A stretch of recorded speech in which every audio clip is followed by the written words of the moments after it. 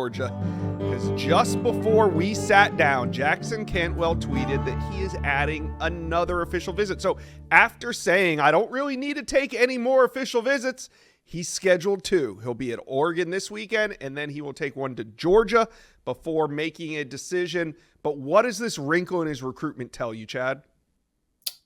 To me, it's just a good sign for Georgia. You have to take it as a good sign. If you're Kirby Smart, Stacey Searles, the staff in Athens, obviously he's been to Georgia as much as anywhere maybe outside of Missouri. So he knows all about the staff at Georgia, the people in Athens, their style, their mentality, how they play, how they practice, how they coach, So I think all of his questions about Georgia, for the most part, have been answered. So I think obviously he went back to Ohio State, Michigan, and Miami earlier this spring, going back to Oregon this weekend. Then he was supposed to commit days later, now postponing that back to May 13th, going back to Georgia May 10th.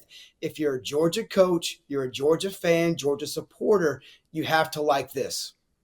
Crazy news on the eve of his trip to Oregon. So we'll see how it all shakes out. But what does this mean, or does it mean anything for the recruitment of Jared Curtis, who's going to come off the board on May 5th? He's the number 1 quarterback in America. He was previously committed to Georgia, but it's a 2-team race between Oregon and Georgia. Yeah, I don't know if it means anything. They're 2 separate 5-stars kind of doing their own thing, but they happen to end up liking 2 of the same schools at the end. We've had Miami picking up some steam for Canwell. It's been pretty black and white for Jared Curtis for some time. Georgia versus Oregon. Does he go back and commit to Georgia for a second time? Does he go out west, Pacific Northwest to Oregon and leave his hometown of Nashville and head north? It's Dan Lanning, former DC for Kirby Smart and national championship team versus Kirby Smart, and this one's had some ebbs and flows to where we thought when he decommitted, the odds of guys going back to the same school are never that high. We've seen guys do it in recent years. It happens. It wouldn't be, out of left field from to see him go back to Georgia. But at one time we thought Oregon was clearly in the driver's seat. Then it's kind of swung back to Georgia. Then it's gone back and forth since then. Oregon, Georgia. We hear that he'll meet with both coaching staffs one last time, just one day before he announces that commitment. And I think a lot will happen in those final meetings. But I do not really think anything goes hand in hand with Cantwell and Jared Curtis. Could they end up at the same school? Yes. Could they go opposite ways? Yes. But both have a lot of Georgia fans watching them right now. Yeah, that is going to be one high pressure in-home visit day for Jared Curtis. All right, let's talk about Tyler Atkinson. How should Georgia fans feel? I mean, we knew he was going to take all these visits, but he has taken all these visits. Has anything given you any indication that Georgia fans should be worried about where number 1 linebacker Tyler Atkinson is going to end up? Yeah, I mean, I'll start with this. In today's age of recruiting, if you're a fan, you have to be worried to some extent until the paperwork is signed, come December. I think Georgia has been a constant with Tyler Atkinson being a school that's less than an hour from home for him at Grayson High School in Loganville. And he's been to Georgia more than anywhere else. But like you said, he's taken trips, most recently to Ohio State. He's been to USC. He's been to Oregon. He's been to Miami. Auburn's always been in this. Numerous schools are really giving a strong pitch to Tyler Atkinson. And for me, putting pieces together and digging behind the scenes, if I'm a Georgia fan or what I'm saying right now is I don't think Georgia is in as good of a spot today as they have been in the past. I've heard a lot of buzz about Ohio State since that multi-day trip to Columbus. That's always been a school high on his list. Oregon made a very big first impression as well.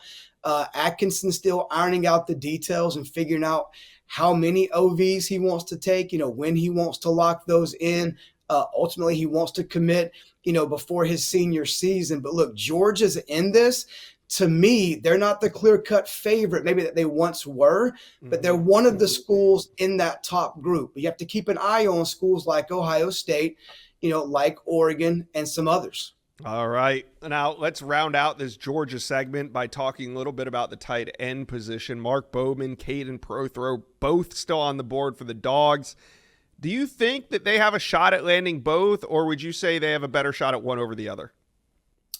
Yeah, I think both are very much in play, Josh. Obviously, Lincoln Keys is already committed to Georgia a few months ago, and he's still feeling good about the Bulldogs, and he's kind of locked in with Todd Hartley, Kirby Smart, and that staff at Georgia. But Georgia would love nothing more than have a three-headed monster with Lincoln Keys, Mark Bowman, and Caden Prothrow. They're all kind of different in what they bring to the table. Some even think Prothrow could be a big wide receiver on the outside or a mismatch guy at that Mm-hmm. tight end position. So look, Georgia's not going to turn any of those guys away. I can say that with a lot of confidence, and they're very much in play for both. I think starting with Bowman, who was back at Georgia for G Day earlier this month. I mean, right now it seems to be Texas versus Georgia.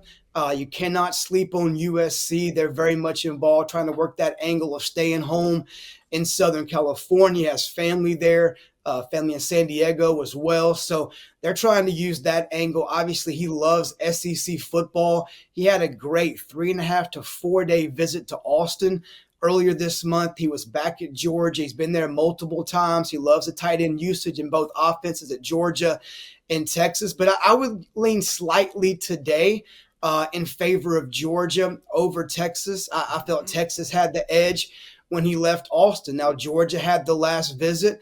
Now I like Georgia's spot based on the feedback I'm getting there. So we'll see where the visits lead this, but I expect Texas and Georgia and USC to be in this until the end. And on Prothrow, there's still 5 teams involved. Obviously, you have Alabama, Auburn, Florida, and Texas, and you have Georgia, the in-state school. He's been there the most. He loves the relationships. Look, he loves to compete. I think this was a little bit more open to multiple schools, more than maybe Bowman with Texas versus Georgia with USC right there. I think Alabama's done a great job. I think Auburn's done a great job. He went to Texas for the first time this spring. They opened his eyes on that trip to Austin, Texas as well.